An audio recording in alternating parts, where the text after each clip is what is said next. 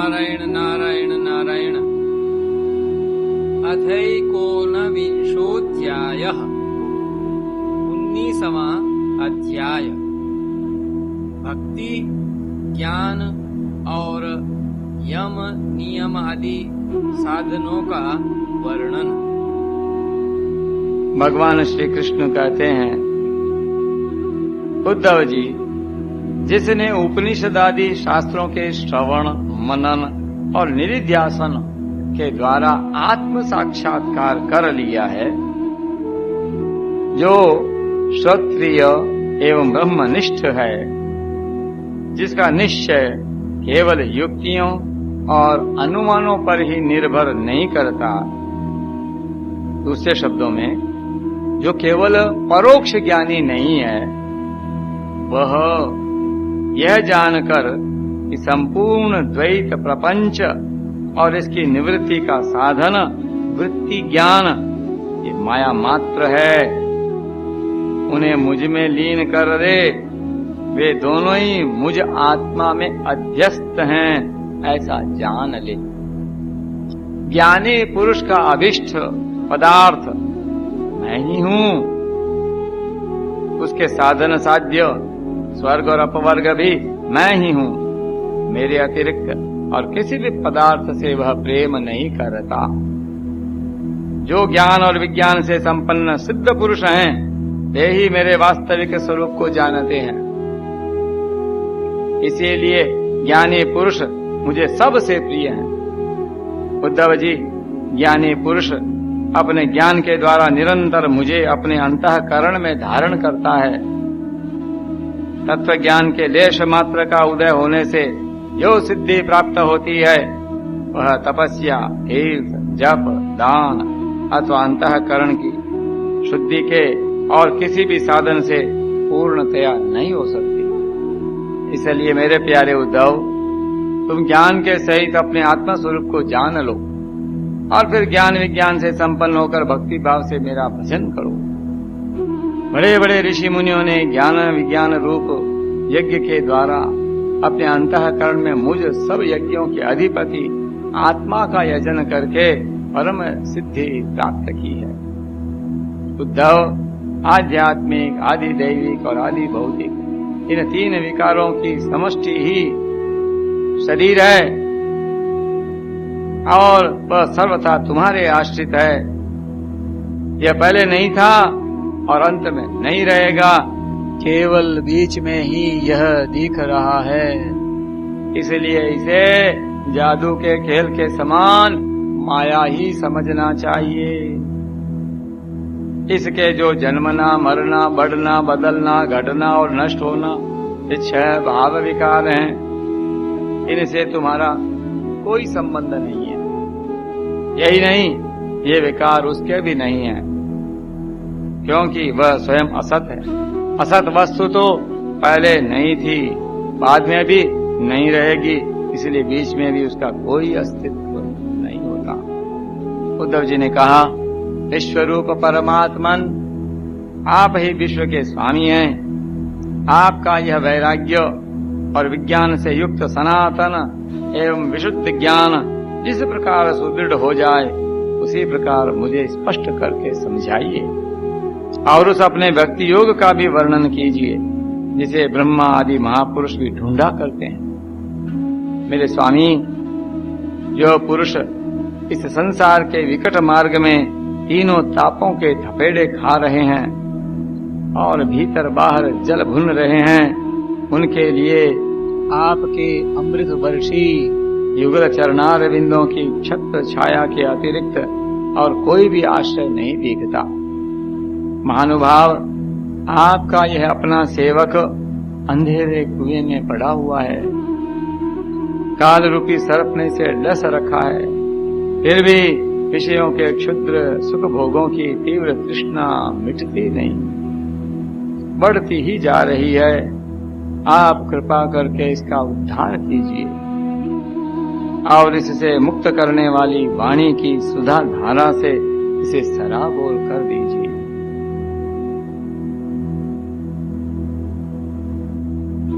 भगवान श्री कृष्ण ने कहा, उद्धव जी, जो प्रश्न तुमने मुझसे किया है, यही प्रश्न धर्मराज युधिष्ठिर ने धार्मिक शिरोमणि भीष्म पितामह से किया था।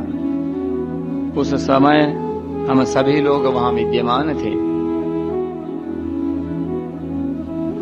जब भारतीय महायुद्ध समाप्त हो चुका था और धर्मराज युधिष्ठिर अपने स्वजन संबंधियों के संहार से शोक विह्वल हो रहे थे, तब उन्होंने भीष्म पितामह से बहुत से धर्मों का विवरण सुनने के पश्चात मोक्ष के साधनों के संबंध में प्रश्न किया था। उस समय भीष्म पितामह के मुख से सुने हुए मोक्ष धर्म मैं तुम्हें सुनाऊंगा, क्योंकि वे ज्ञान, वैराग्य, विज्ञान, श्रद्धा और भक्ति के भावों से परिपूर्ण है। उद्धव जी, जिस ज्ञान से प्रकृति, पुरुष, महत्त्व, अहंकार और पंचतन मात्रा, ये 9, 5 ज्ञानेन्द्रिय, 5 कर्मेंद्रिय और 1 मन, ये 11, 5 महाभूत और 3 गुण अर्थात इन 28 तत्वों को ब्रह्मा से लेकर तृण तक संपूर्ण कार्यों में देखा जाता है। वह परोक्ष ज्ञान है, ऐसा मेरा निश्चय है। जब जिस एक तत्व से अनुगत एकात्म तत्वों को पहले देखता था, उनको पहले के समान न देखे, किंतु एक परम कारण ब्रह्म को ही देखे, तब यही निश्चित विज्ञान अपरोक्ष ज्ञान कहा जाता है। इस ज्ञान और विज्ञान को प्राप्त करने की युक्ति यह है कि यह शरीर आदि जितने भी त्रिगुणात्मक सावयव पदार्थ हैं, उनकी स्थिति, उत्पत्ति और प्रलय का विचार करे। जो तत्व वस्तु सृष्टि के प्रारंभ में है और अंत में कारण रूप से स्थित रहती है, वही मध्य में भी रहती है और वही प्रतीयमान कार्य से प्रतीयमान कार्यांतर में अनुगत भी होती है। फिर उन कार्यों का प्रलय अथवा बाध होने पर उसके साक्षी एवं अधिष्ठान रूप से शेष रह जाती है। वही सत्य परमार्थ वस्तु है, ऐसा समझे।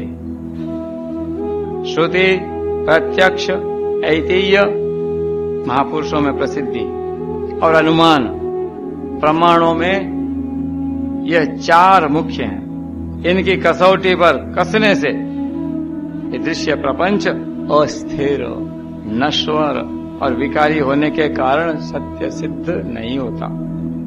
इसलिए विवेकी पुरुष इस विविध कल्पना रूप अथवा शब्द मात्र प्रपंच से विरक्त हो जाता है। विवेकी पुरुष को चाहिए कि वह स्वर्ग आदि फल देने वाले यज्ञ आदि कर्मों के परिणामी नश्वर होने के कारण ब्रह्मलोक पर्यंत स्वर्ग आदि सुख अदृष्ट को भी इस प्रत्यक्ष विषय सुख के समान ही अमंगल, दुखदायी एवं नाशवान समझे। निष्पाप उद्धव जी, भक्ति योग का वर्णन मैं तुम्हें पहले ही सुना चुका हूँ, परंतु उसमें तुम्हारी बहुत प्रीति है, इसलिए मैं तुम्हें फिर से भक्ति प्राप्त होने का श्रेष्ठ साधन बतलाता हूँ। जो मेरी भक्ति प्राप्त करना चाहता हो, वह मेरी अमृतमयी कथा में श्रद्धा रखे, निरंतर मेरे गुण, लीला और नामों का संकीर्तन करे। श्रद्धा अमृत कथायाम में शश्वन मदनु कीर्तनम। मेरी पूजा में अत्यंत निष्ठा रखे और स्तोत्रों के द्वारा मेरी स्तुति करे। मेरी सेवा पूजा में प्रेम रखे और सामने साष्टांग लौट कर प्रणाम करे। जय हो। मेरे भक्तों की पूजा मेरी पूजा से बढ़कर करे और समस्त प्राणियों में मुझे ही देखे, अपने एक एक अंग की चेष्टा केवल मेरे ही लिए करे, वाणी से मेरे ही गुणों का गान करे और अपना मन भी मुझे ही अर्पित कर दे, तो सारी कामनाएं छोड़ दे, मेरे लिए धन भोग और प्राप्त सुख का भी परित्याग कर दे और जो कुछ यज्ञ दान हवन जप व्रत और तप किया जाए वह सब मेरे लिए ही करे। उद्धव जी, जो मनुष्य इन धर्मों का पालन करते हैं और मेरे प्रति आत्मनिवेदन कर देते हैं, उनके हृदय में मेरी प्रेममयी भक्ति का उदय होता है और जिसे मेरी भक्ति प्राप्त हो गई उसके लिए और किस दूसरी वस्तु का प्राप्त होना शेष रह जाता है। इस प्रकार के धर्मों का पालन करने से चित्त में जब सत्वगुण की वृद्धि होती है और वह शांत होकर आत्मा में लग जाता है, उस समय साधक को धर्म ज्ञान वैराग्य और ऐश्वर्य स्वयं ही प्राप्त हो जाते हैं। यह संसार विविध कल्पनाओं से भरपूर है। सच पूछो तो इसका नाम तो है किंतु कोई वस्तु नहीं है। जब चित्त इसमें लगा दिया जाता है तब इंद्रियों के साथ इधर उधर भटकने लगता है। इस प्रकार चित्त में रजोगुण की बाढ़ आ जाती है, वह असत वस्तु में लग जाता है और उसके धर्म ज्ञान आदि तो लुप्त हो ही जाते हैं। वह अधर्म अज्ञान और मोह का भी घर बन जाता है। उद्धव, जिससे मेरी भक्ति हो वही धर्म है, जिससे ब्रह्म और आत्मा की एकता का साक्षात्कार हो वही ज्ञान है। विषयों से असंग निर्लेप रहना ही वैराग्य है और अणिमादि सिद्धियां ही ऐश्वर्य हैं। उद्धव जी ने कहा, रिपुसूदन, यम और नियम कितने प्रकार के हैं? श्री कृष्ण, शम क्या है, दम क्या है? प्रभो, तितिक्षा और धैर्य क्या है? आप मुझे दान, तपस्या, शूरता, सत्य और ऋत का भी स्वरूप बतलाइए। त्याग क्या है? अभिष्ट धन कौन सा है? यज्ञ किसे कहते हैं और दक्षिणा क्या वस्तु है? श्रीमान केशव, पुरुष का सच्चा बल क्या है? भग किसे कहते हैं और लाभ क्या वस्तु है? उत्तम विद्या, लज्जा, श्री तथा सुख और दुख क्या है? पंडित और मूर्ख के लक्षण क्या हैं? सुमार्ग और कुमार्ग का क्या लक्षण है? स्वर्ग और नरक क्या है? भाई बंधु किसे मानना चाहिए और घर क्या है? धनवान और निर्धन किसे कहते हैं? कृपण कौन है और ईश्वर किसे कहते हैं? भक्तवत्सल प्रभु, आप मेरे इन प्रश्नों का उत्तर दीजिए और साथ ही इनके विरोधी भावों की भी व्याख्या कीजिए। भगवान श्री कृष्ण ने कहा, यम 12 हैं, अहिंसा, सत्य, अस्तेय, चोरी न करना, असंगता, लज्जा, असंचय, आवश्यकता से अधिक धन आदि न जोड़ना, आस्तिकता, ब्रह्मचर्य, मौन, स्थिरता, क्षमा और अभय। नियमों की संख्या भी 12 है।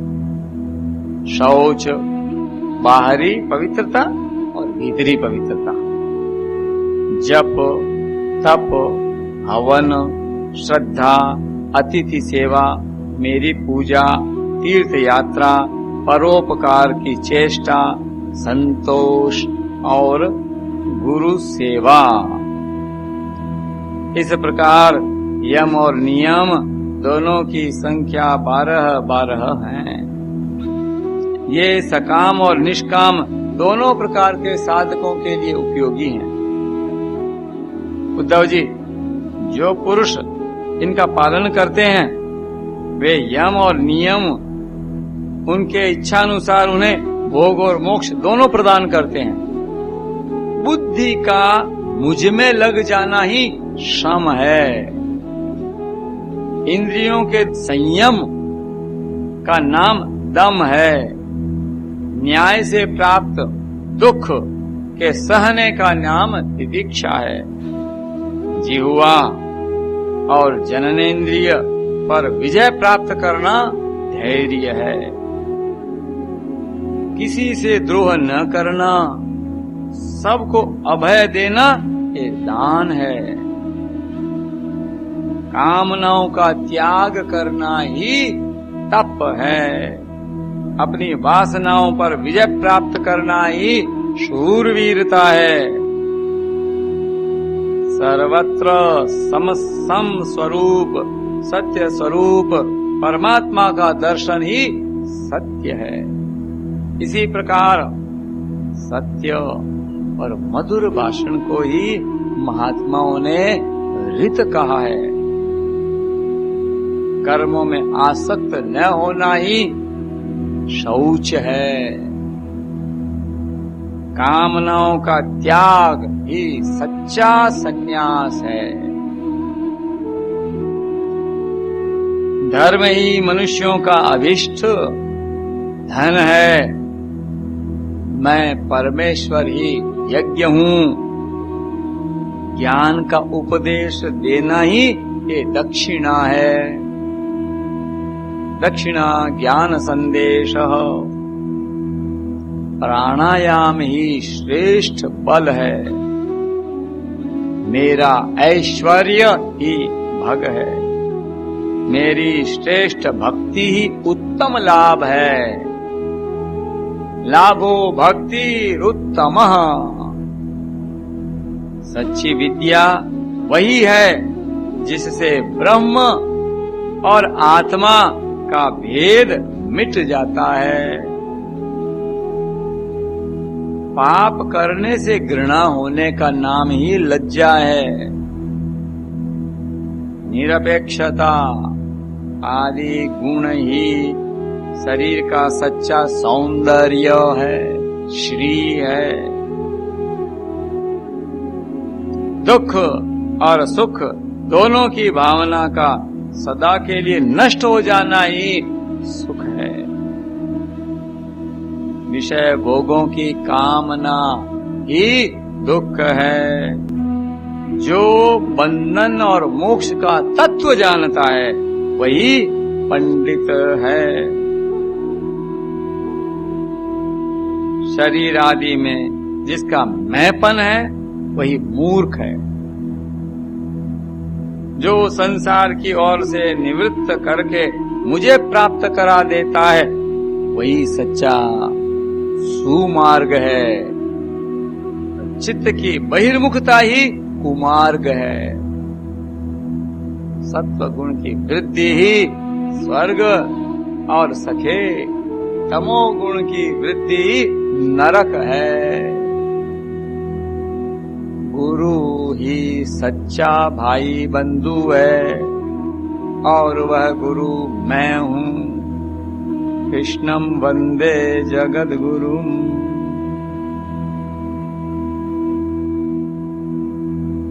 यह मनुष्य शरीर ही सच्चा घर है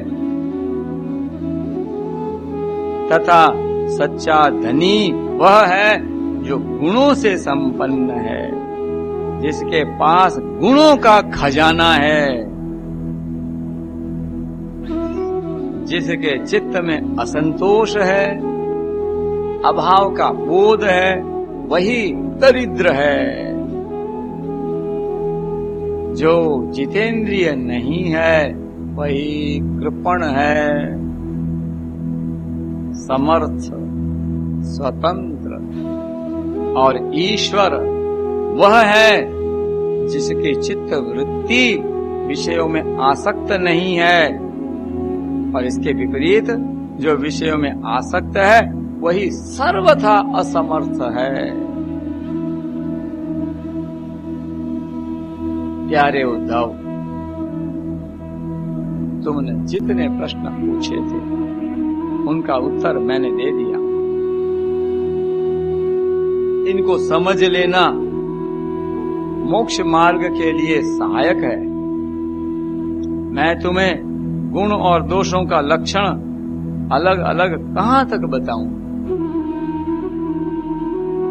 सबका सारांश इतने में ही समझ लो कि गुणों और दोषों पर दृष्टि जाना ही सबसे बड़ा दोष है। गुणों और दोषों पर दृष्टि जाना ही सबसे बड़ा दोष है। गुण दोष दृशिर दोषो, और गुण दोषों पर दृष्टि न जाकर अपने शांत निसंकल्प स्वरूप में स्थित रहे, वही सबसे बड़ा गुण है। गुणस्तु भयवर्जितः। सच्चिदानंद स्वरूप भगवान की